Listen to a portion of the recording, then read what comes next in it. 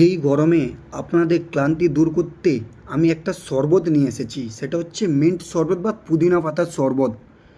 আপনারা অবশ্যই এটা ট্রাই করবেন বাড়িতে। চলুন তাহলে ভিডিওটা আপনারা দেখতে থাকুন। শরবতটা আমি কীভাবে বানাই। সবার প্রথমে মিন্ট পাতাগুলোকে ভালো করে ধুয়ে নিয়েছি। ধুয়ে নেওয়ার পরে মিক্সি জারে দিয়ে তার সাথে বরফের টুকরো, চিনি, অল্প পরিমাণে জল দিয়ে একটা পেস্ট বানিয়ে নিলাম।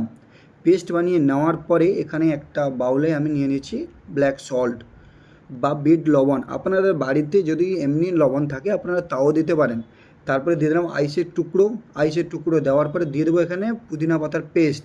পুদিনা পাতার পেস্ট দেওয়ার পরে এখানে দিয়ে দিলাম জল দেওয়ার পরেই এখানে দিয়ে দিলাম লেমন জুস দেওয়ার পরে ভালো করে মিক্স করে নিতে হবে। মিক্স করে নেওয়ার পরেই এখানে আমার রেডি হয়ে গেল পুদিনা পাতার শরবত। আপনারা একটা গ্লাসের মধ্যে দিয়ে অবশ্যই এটা খেয়ে দেখবেন। শরীরে যেমন ক্লান্তি দূর হয়ে যাবে তেমন আপনার শরীর পুরো ডেটক্স হয়ে যাবে। যারা আমার চ্যানেলে নতুন অবশ্যই তারা সাবস্ক্রাইব করবেন। আর আমার ভিডিওগুলো কেমন লাগে অবশ্যই আপনারা কমেন্ট করবেন। আজকের মতো এখানে গুড বাই।